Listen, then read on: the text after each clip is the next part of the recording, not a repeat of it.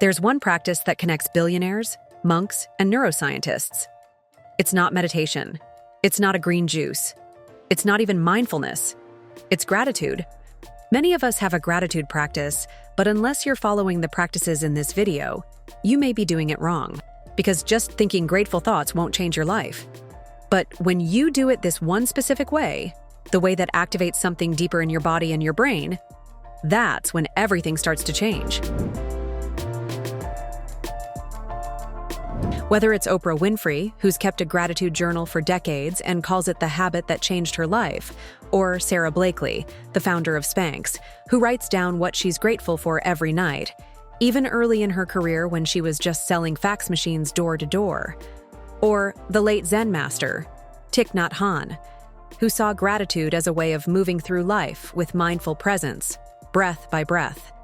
Or the Dalai Lama, who begins each morning with a quiet moment of gratitude and compassion before anything else. There's one practice that shows up again and again: gratitude. These billionaires and monks live vastly different lives, yet they all treat gratitude as a non-negotiable.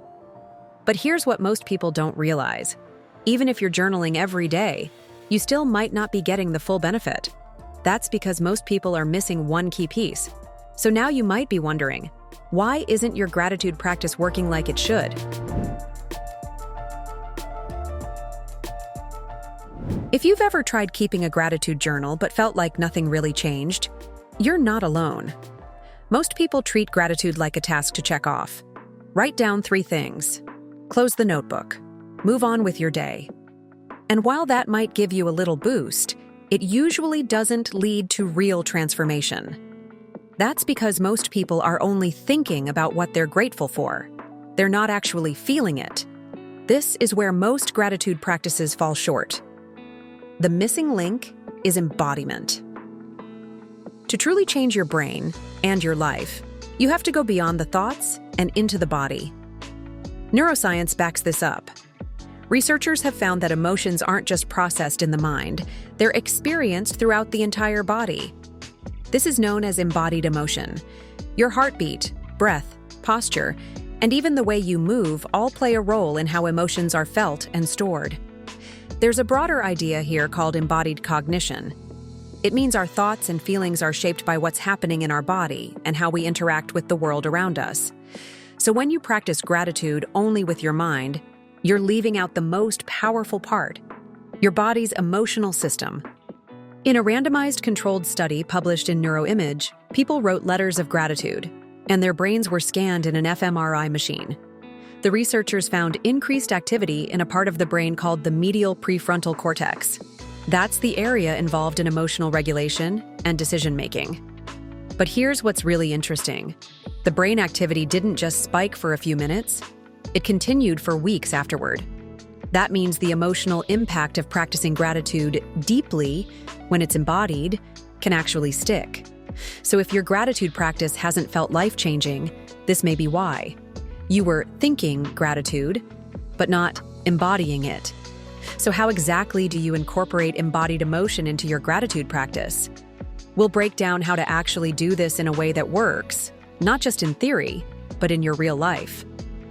If you're enjoying this video and want more science-backed tools for spiritual growth, like, subscribe, and share it with someone who could use a little more gratitude in their day. All right, now here's how to do it, step by step. Step 1. Journal with specificity. Each day, write down 3 things you're truly grateful for. Don't just stick to the obvious things. Go deeper and go smaller. Yes, be thankful for the job promotion, the relationship, or the breakthrough. But also notice the quiet details, the kind most people overlook, like the way your coffee smelled this morning, or the sound of rain outside your window, or how your dog curled up next to you when you were feeling down. And be specific. Instead of, "I'm grateful for my friend," try, "I'm grateful for how my friend sent me that encouraging text exactly at the moment I needed it." The more vivid and personal your gratitude journal entry is, the more real it feels to your brain, and the more likely it is to activate the areas linked to emotional connection and joy. Now, here's where most people stop. But this next step is what actually creates the shift. Step 2. Embody the feeling. Close your eyes and breathe deeply. Visualize the moment you just wrote about. Try to see it, hear it, and feel it as if it's happening right now. Notice how it feels in your body. Is there a sense of warmth in your chest? Lightness in your breath? A calm, grounded feeling? Stay with that for just 10 to 15 seconds. That's enough to begin forming new neural pathways and emotional patterns. You're no longer just thinking about gratitude. You're feeling it, living it. You're turning it into a full-body experience. And that's what your nervous system actually responds to. Think of it like charging your emotional battery. The more you practice, the stronger your baseline becomes. Over time, it's not something you do. It becomes part of who you are. This is the kind of gratitude that grounds a monk in stillness and fuels a billionaire to lead with clarity and purpose. It's the quiet power that supports both peace and progress. And here's the beautiful part. You don't need a monastery or a boardroom to access it. All you need is a moment of stillness and a willingness to feel what's already here. If you made it this far, take a moment to share something you're grateful for today in the comments, big or small. Let's create a space filled with reminders of what's good and help lift each other up.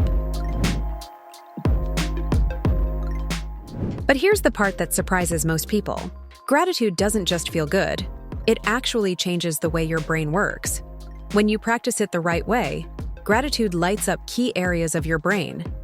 These include your prefrontal cortex and something called the nucleus accumbens. These areas are part of your brain's reward system. That's the part that helps you feel joy, motivation, and connection to others. At the same time, gratitude helps quiet your amygdala, the part of your brain responsible for fear and stress. That means with regular practice, you're less reactive and more calm, even when life throws things at you. But this isn't just theory, it's backed by science. In a 2017 double-blind study published in Frontiers in Human Neuroscience, researchers had people write in a gratitude journal for just 3 weeks. Then they looked at their brain activity using a functional MRI scan. The results were clear. The people who practiced gratitude had stronger responses in the areas linked to empathy, emotional regulation, and generosity. That means their brains didn't just feel better in the moment. Something inside them actually changed. Their wiring improved. This is why gratitude isn't just a mindset. It's a tool. When practiced regularly, it reshapes your emotional habits from the inside out. Gratitude isn't about reaching for something more. It's about coming home to what's already here. It's a quiet shift inward that helps you recognize the abundance you already hold. But gratitude is just the beginning. What happens when you combine it with brain-based tools that align your energy with your goals so you can manifest anything you desire? If you're ready to go deeper, this next video shows you how to do exactly that. Click on it before it disappears, and we'll see you there.